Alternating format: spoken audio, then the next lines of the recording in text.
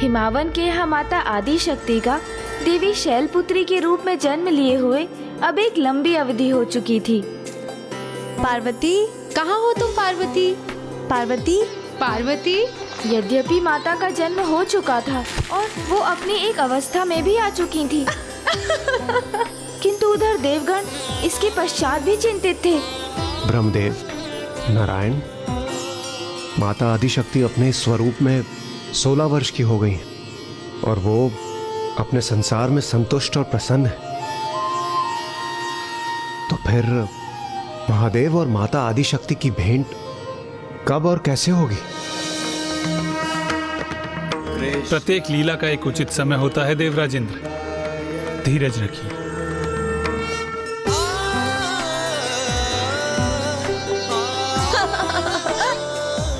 सखी विजया, तुम्हारी चाल तो विफल कर दी मैंने।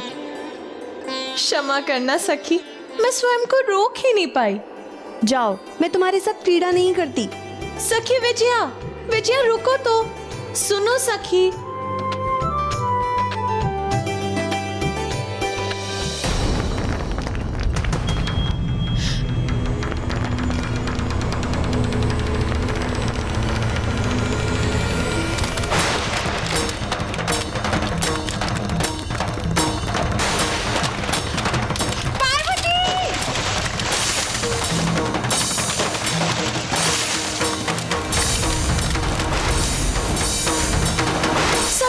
सखी विजया, सखी विजया।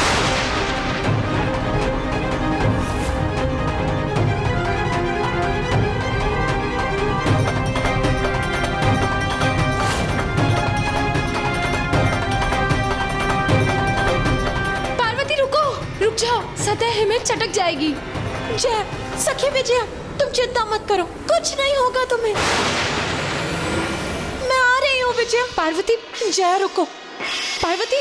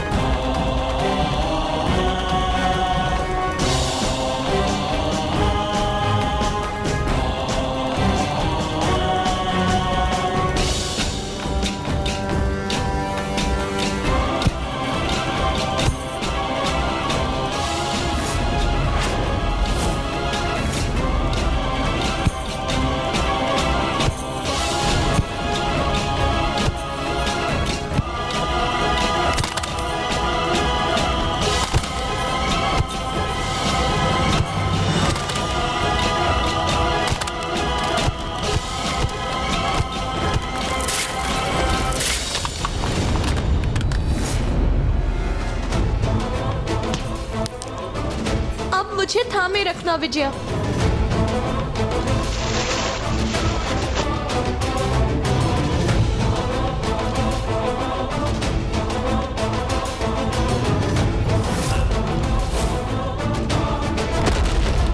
विजया,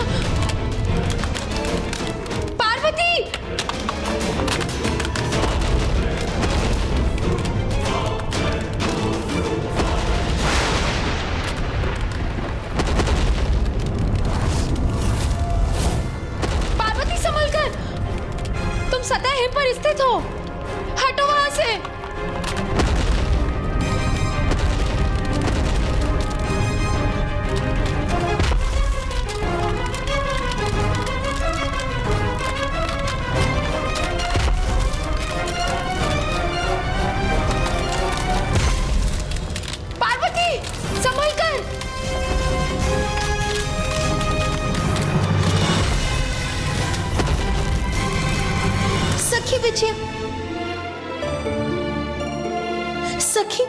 सखी तुम कुशल तो हो ना? हाँ हाँ पार्वती, मैं तो कुशल हूँ। हमें शीघ्र लौटना होगा। माँ और पिताश्री अवश्य ही चिंतित होंगे। चलो चलते हैं। माता पार्वती मात्र एक सभ्य, सुशील और संस्कारी कन्या ही नहीं, अपितु इन गुणों के साथ साथ हिमावन जी ने उन्हें स्वयं अस्त्र शस्त्रों की विद्या में भी पारंगत कर दिया था। माता मैना माता शैलपुत्री को व्रत आदि के लिए प्रेरित करती थी, जिससे उनकी पुत्री को श्रेष्ठतम वर प्राप्त हो। ऐसा पति जिनके लिए उनका जन्म हुआ था। जहाँ एक और महादेव माता आदिशक्ति के जन्म से अनभिज्ञ अपनी चिर ध्यान साधना में लीन थे, वहीं देवता भी माता पार्वती और महादेव की भेंट के उस क्षण की बड़ी अधीरता से प्रतीक्षा कर रहे थे। ब्रह्मदेव, नारायण, अब और विलंब क्यों? यदि किसी कारण संयोग संभव नहीं है तो क्यों ना हम ही माता आदिशक्ति और महादेव की भेंट का कारण प्रस्तुत कर दें।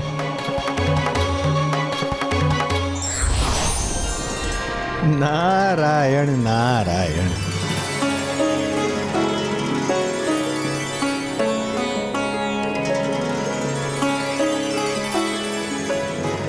देवर्षि नारद, आप क्या कहना चाहते हैं इसकी मुझे हो चुकी है अनुभूति। बस अब इस दिव्य अलौकिक प्रणय प्रसंग के पूर्ण होने का माध्यम बनने की दीजिए मुझे अनुमति। फिर नेक कार्य में विलंब कैसा? क्योंकि एकमात्र आप ही तो हैं जो इस कार्य को पूर्ण कर सकते हैं।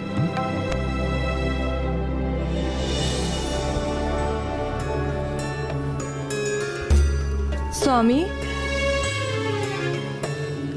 मुझे पुत्री पार्वती की बड़ी चिंता होती है।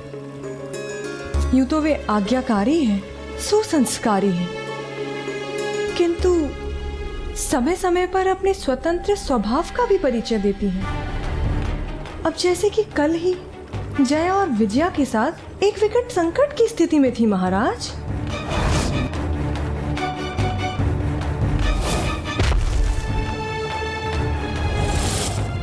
मेरे विचार से अब हमें उसके योग्य एक उचित वर ढूंढना चाहिए। प्रिय, आप व्यर्थ में चिंता कर रही हैं। हमारी पुत्री पार्वती के स्वभाव में और भी स्थिरता लाने हेतु हमें विवाह के अलावा और भी कोई उपाय अवश्य करने चाहिए। नारायण नारायण।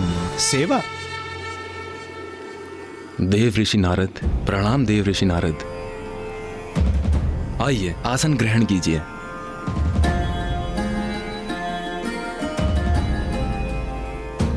आपकी चिंता दूर करने का मात्र एक ही उपाय है, सेवा।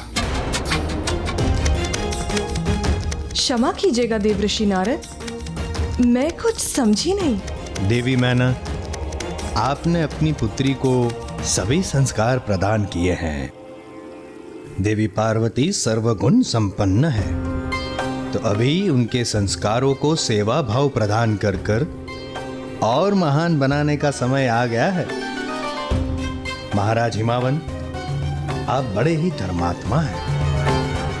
धर्म के सम्मान के साथ साथ सदा ही आप सभी धार्मिक जनों का भी सम्मान करते आए हैं। आपकी पुत्री अत्यंत सुशील है, तो अब उसका कल्याण इसी में है कि वो साधु संतों की सेवा में लीन हो।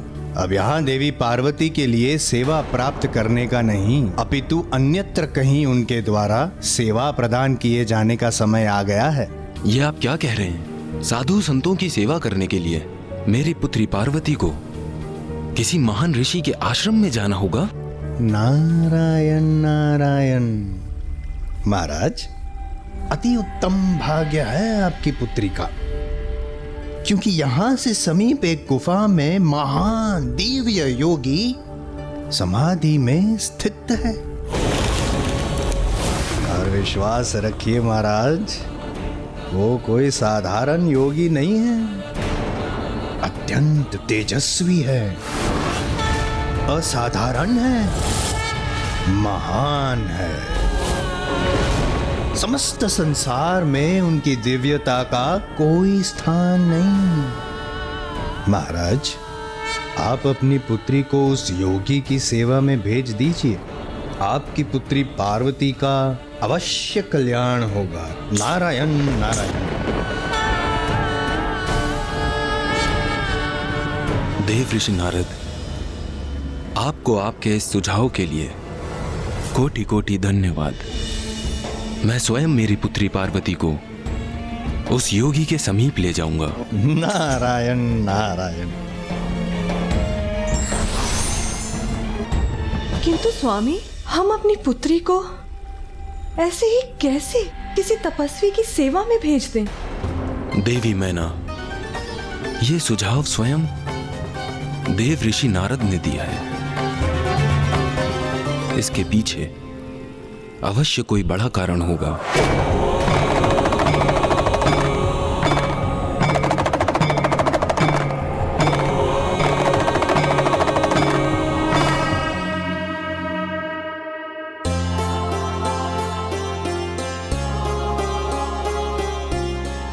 जाओ पुत्री, जाओ, जाकर उन महान योगी की सेवा करो, जिससे वो तुम पर प्रसन्न हो, तुम्हारी समस्त मनोकामनाओं की पूर्ति का वरदान दे। माँ, सेवा तो तभी तक सेवा रहती है जब वो बिना किसी अपेक्षा के की जाए। मैं भी संपूर्ण समर्पण से उनकी सेवा करूंगी, इसी भाव से कि उनके आशीर्वाद के सिवाय मुझे उनसे और कुछ भी नहीं चाहिए।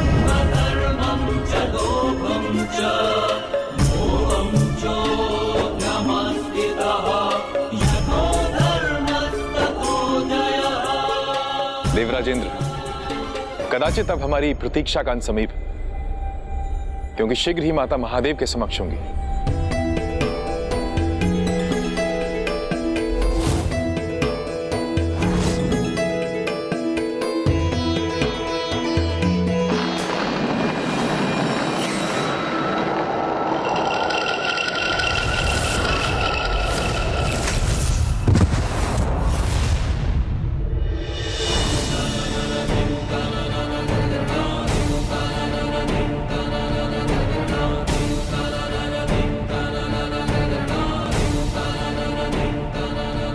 वो देखो पुत्री, वहां उस गुफा में वो महान योगी समाधि में स्थित है।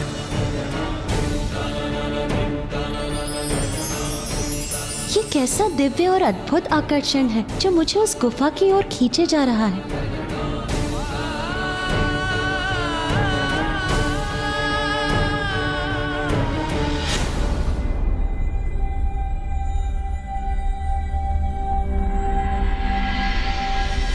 पुत्री पार्वती, पुत्री पार्वती, पुत्री पार्वती।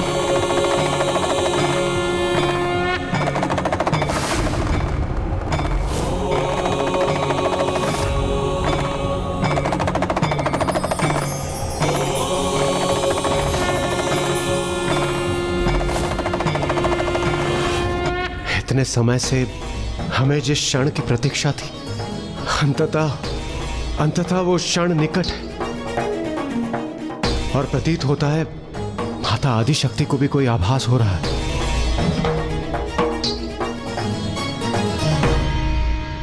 जी पिताश्री।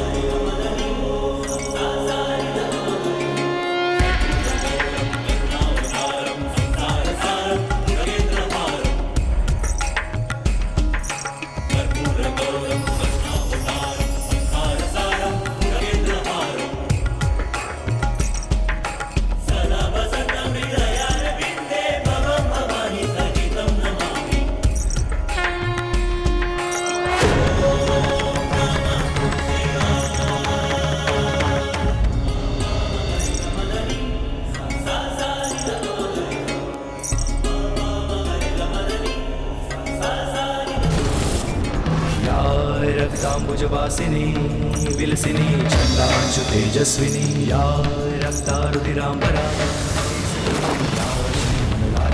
या रत्नाकरमन्थना प्रगटिता विष्णो स्वया गेहिनी सा मां पातु मनोरमा भगवती लक्ष्मी च पद्मावती।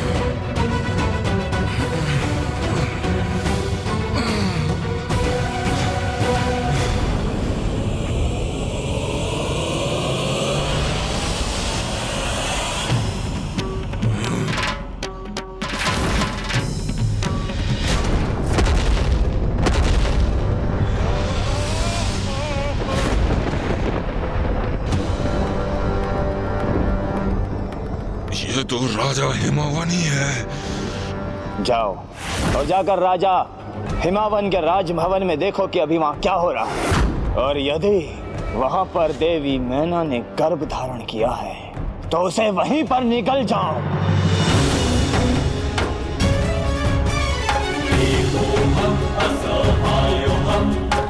मेरी प्रिय पुत्री, मैंने तुम्हारी मां को तो समझा दिया था, किंतु तुमसे तुम्हारी इच्छा नहीं पूछी। तुम यहां कुशलता से रहोगी? इतना महान दायित्व संभाल पाओगी ना तुम? पिताश्री, आप व्यर्थ ही चिंता कर रहे हैं। अब मैं बड़ी हो गई हूँ, 16 वर्ष की आयु हो गई है मेरी। मैं ये दायित्व अवश्य निभा लूंगी। 16 वर्ष? अर्थात मैं 16 वर्षों से यहाँ मृत अवस्था में पड़ा रहा, और अब देवी आदि शक्ति राजा हिमावन की पुत्री के स्वरूप में एक युवती बन चुकी है। मुझे महाराज तारकासुर द्वारा दिया गया कार्य शीघ्र संपन्न करना चाहिए। अति शीघ्र उनके निकट पहुंचकर उन्हें ये सूचना देनी चाहिए। अट्टासुर, वो दुष्ट असुर पुनः जीवित हो गया। अट्टासुर की मृत्यु हो चुकी थी, किंतु उसे पुनर्जीवन भी प्राप्त हुआ, क्योंकि माता पार्वती का आंचल उसके ऊपर से चला गया और उसने माता को देखकर उन्हें पहचान लिया, क्योंकि ये उसे भी ज्ञात था कि एकमात्र माता आदि शक्ति ही उसके मृत शरीर को जीवन प्रदान कर सकती थी। गुणेश जी, फिर क्या हुआ? एक और अट्टासुर तारकासुर को माता के जन्म की सूचना देने जा रहा था, तो दूसरी ओर समस्त देवता बड़ी व्यग्रता से उस क्षण की प्रतीक्षा कर रहे थे जब महादेव और माता पार्वती एक दूसरे के समक्ष आने वाले थे।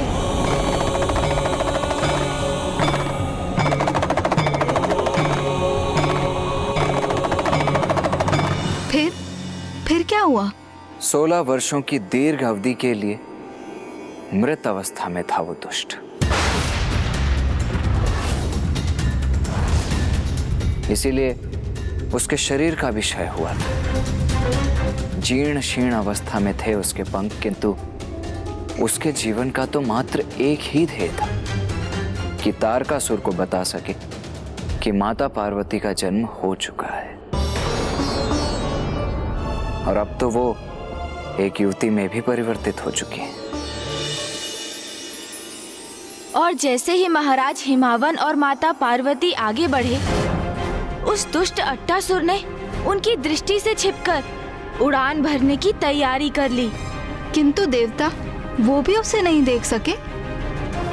सभी देवता, यहाँ तक कि नारायण और ब्रह्मदेव भी अपनी श्वास रोके महादेव और माता पार्वती की भेंट के इस दिव्य और अलौकिक घटना के प्रत्यक्षदर्शी बनने के लिए आतुर थे।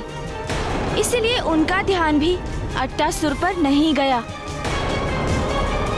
और उस दुष्ट ने उसके दुर्बल पड़े शरीर में जितनी भी शक्तियां शेष थीं, उन्हें एकत्रित कर अपनी उड़ान में झोंक दिया।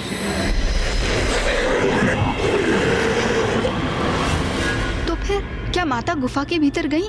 उन्हें महादेव के दर्शन हुए? उन्होंने एक दूसरे को देखा?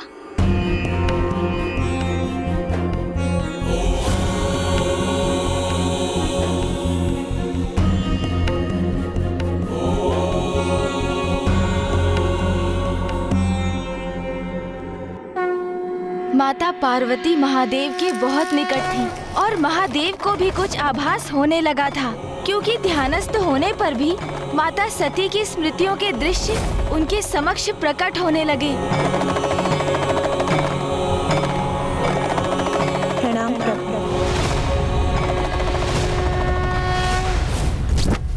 संस्कार का होना सभी के लिए आवश्यक है और माता पिता का परम कर्तव्य है कि वो अपनी संतान को इसके लिए प्रेरित करें।